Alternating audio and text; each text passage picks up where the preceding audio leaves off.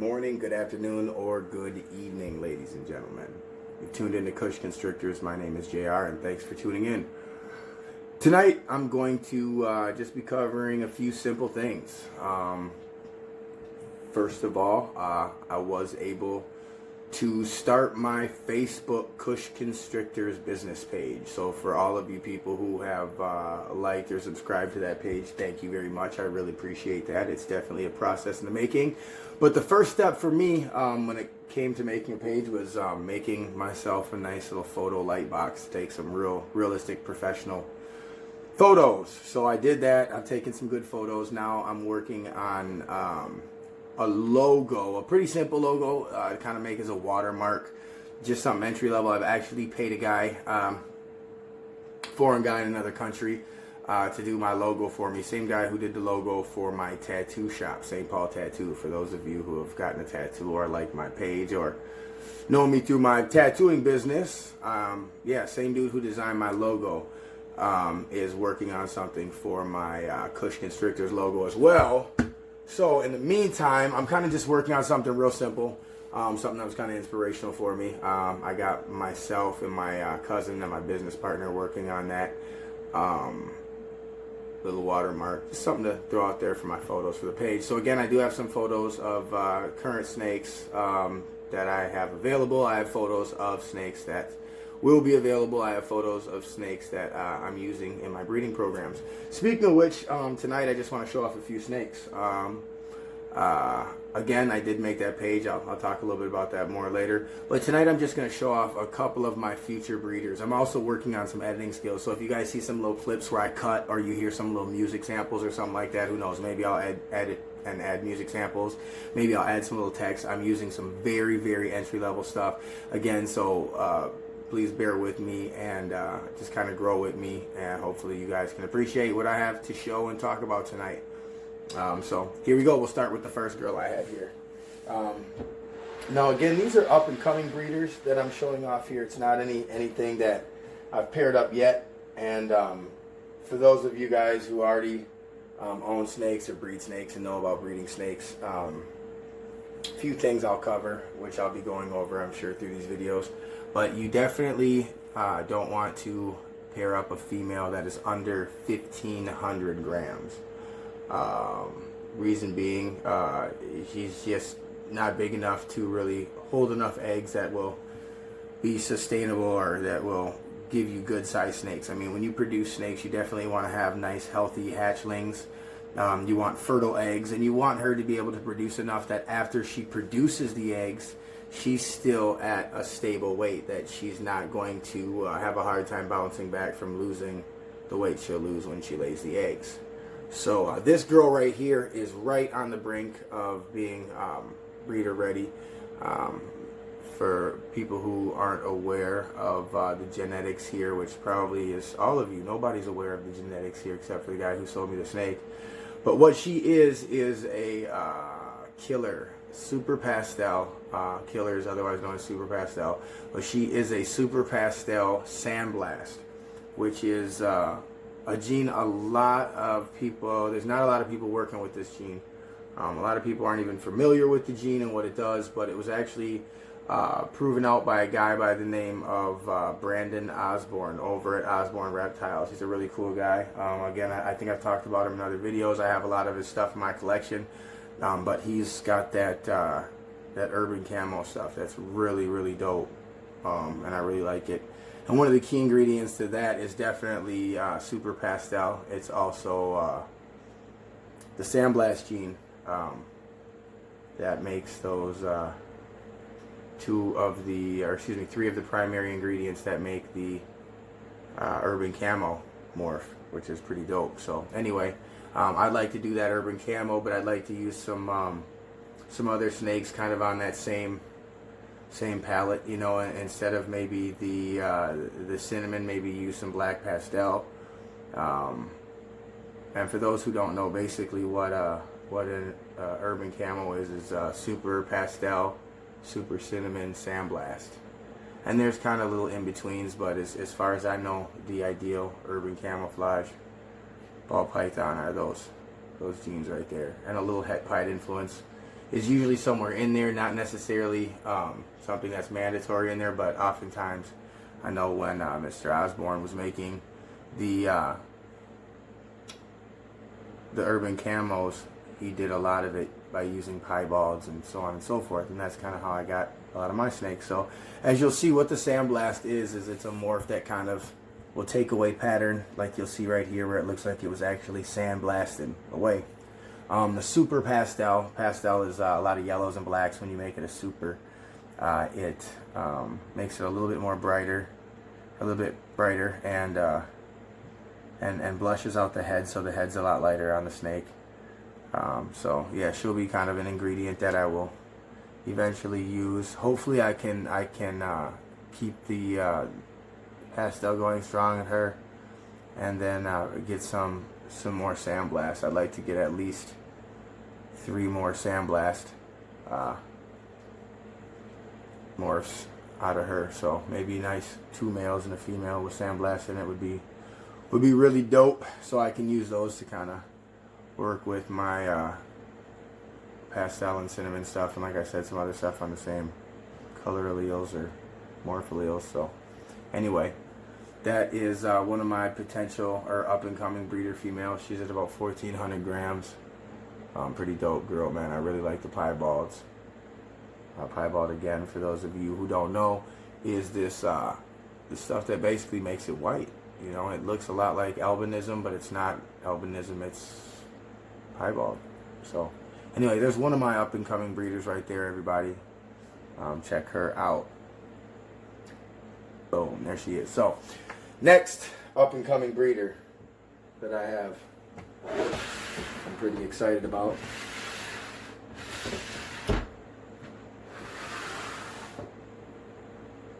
And again, for those of you who've seen my collection so far, know I like a lot of Piebaulds. I mean, she's not anything extremely special, but she's still a female Piebald coming into breeding age, and she's a nice, clean pastel pied. But when you see what I'm going to put her to, you'll understand why pastel is so dope to have. A lot of people, pastel is one of the real, base genes out there that a lot of people have, and some people even shy away from pastel because it can take away from the brightness of a snake. It can kind of dull it out. I happen to like what it does in Piebalds because oftentimes it increases the pattern in a Piebald.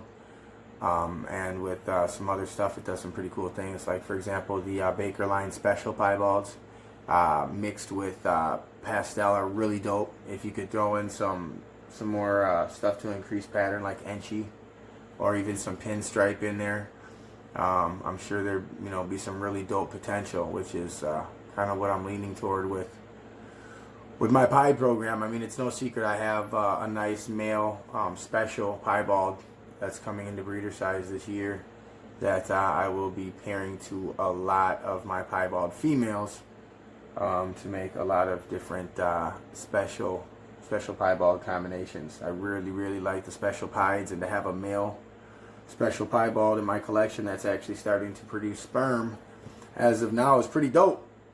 Especially when you have as much pastel and pastel het pied stuff as I have. So I definitely have a large amount of it. But again, it's because I am trying to do some stuff that does require a decent amount of pastel in it. So yeah, she's definitely a sweet girl. So there she is. She's actually 1,600 grams right now. I'd like to give her a little bit larger prey so she can put on maybe a few hundred more grams, like 200 more grams would be nice before I really start pairing her. Have her, get a little bit thicker here before, still gonna be some time, but yeah, she's definitely an up and coming breeder. So I got these 2 ladies. I'll grab a couple of more real quick, and you may see some editing going on later on here. Might even show you guys some other things that will require some editing. Who knows? I'm definitely gonna try it. So bear with me 1 second. I'm gonna go in the snake room and grab some more stuff. Here's another super pastel snake I have. As a matter of fact, she's super pastel and Enchi, 100% het Piebald. She's a female, and she is right at about 1,400 grams. So it's looking like she will be coming into breeder age this season as well. And this girl is a killer, man. When I originally got her, she was really hard to get to tame down and be friendly. She was a lot of work. She was a killer. I even showed some videos of her endlessly trying to tag me, but you know, it is still a ball python. I mean, it's not like you're dealing with anacondas or, you know, vipers or anything like that. These are pretty chilled out snakes, so if you work with them enough, you know, 98% of the time, they become manageable. I mean, once in a while you have your, you know, your Charles Mansons in there, or your, you know, your psychopathic snakes that just for whatever reason you can't get to chill out. But for the most part, I think if you put enough work into these babies, you can get them to chill. But again, this is a super pastel Enchi, which is a really big deal in Piebaulds, and she is 100% het for Piebaulds, meaning she does definitely carry the Piebauld gene. Also, when they're super pastel, for those of you who don't know, that means that all of her babies will come out with the pastel gene in them. And mathematically speaking, 50% of her babies should come out with Enchi. And if I pair her to a visual Piebauld, which I will be pairing her to, 50% of her babies should come out visually Piebauld. The other 50% will be 100% het pied, meaning they carry the gene. Now again, it's kind of a numbers game. Those are just what your odds are supposed to be. Sometimes you get lucky, and out of a clutch of, you know, 6 snakes, you'll hit 5 or 6 visual Piebaulds. And then again, sometimes out of a clutch of 6 eggs, you'll have absolutely no visual Piebaulds, and everything will be het for Piebaulds.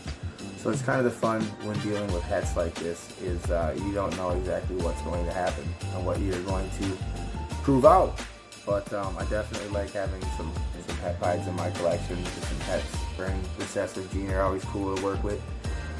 Just for that, you know, for that exact reason, is it's kind of a numbers game to kind of see like exactly if you're going to hit the odds, and you know, it's a little bit of gambling involved in what it is we do.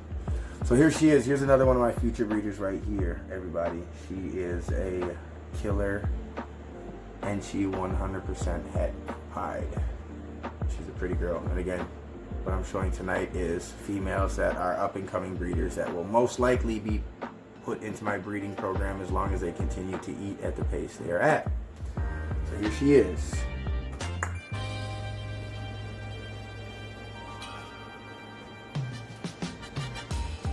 I'm going to put these babies back. Actually, while I'm over here, I'm sure they wouldn't mind going back into their homes. Pretty girls. And as you see,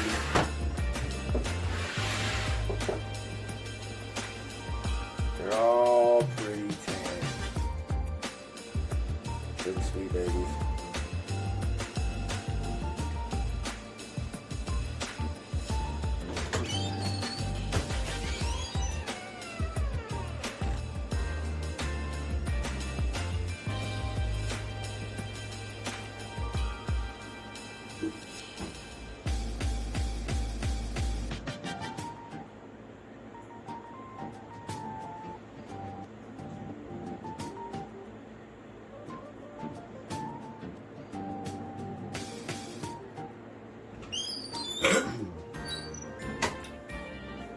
Alright, so there are a few of my future breeder females to check out. Tomorrow too, for all of you who are viewing, I know I don't have the largest viewer fan base right now, but hopefully in time I will develop that, and people will actually go back and watch these videos and check them out. I think they're as cool as I do.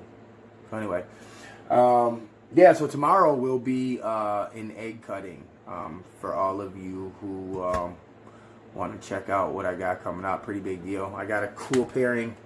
It is my Orange Dream Calico I paired to a Banana Piebald male. So what I'm going for is some Orange Dream Banana Calico 100% het for Piebald. The Banana Pied male is a male maker, so any banana combination has a 95% chance of being a male. But any combination that is not banana will be a female, which would be some pretty cool hets to have. So hopefully, what I'm going for is I'd like to get a banana calico orange dream male het pied. I'd like to get 2 of those, one and a backup, and then it'll be cool to see what type of combinations I can get for the females. Like to get like a a couple calico orange dream het pieds would be pretty cool for females, even if they don't have the banana. I mean, I'd really like to get lucky and hit a banana calico orange dream het pied female. That'd be dope if I got that lucky. But anyway, maybe on another video I'll explain how the X and Y chromosomes determine the morphs and how it sticks and all that cool stuff. So anyway, that's getting pretty scientifical, whatever. I can be a little nerdy sometimes. So anyway, but yeah, that's what I got going on tomorrow. Is a pretty big deal. Cool egg cutting. I've got some babies that I just recently fed. I showed on the last video, so I will kind of keep you guys updated on what's going on with that. Another thing, if you guys hear something in the background, you hear some yelping or some noise, I also, as I was telling you guys in one of the first videos, I breed dogs as well. Basically blue colored pit bulls, Staffordshire Terriers, I guess technically is what they are. But anyway, yeah, I breed some pretty dogs, and so if you guys hear some of those, as a matter of fact, that's what's in the background. So, and there they are. Boom. Why talk about puppies if I'm not going to show them, right? Oh my God, puppy breath. Who doesn't love puppies, right? What's up, Daddy? There's your daddy right here. What you doing, big boy? Well, anyway, I'll probably show that on another video. But here's 2 of my babies. Oh my goodness, look at those babies right there. You know, this is kind of what I breed for right here. People love these, the blue fawns with the blue eyes. And of course, this big boy with the blue eyes too. Oh my goodness, look at those babies. Just look at them. Aren't those gorgeous little babies? Gotta love them. Anyway, thanks for tuning in, everybody. If you like this video, please like the video, subscribe to my page, hit the notifications button, leave a comment. Check me out at Kush Constrictors on Facebook. I will have a Instagram up soon. I will also have a webpage. It's in the making. So bear with me. Stay tuned. Thank you again for logging in. Have a good night. Be good to one another. Appreciate it.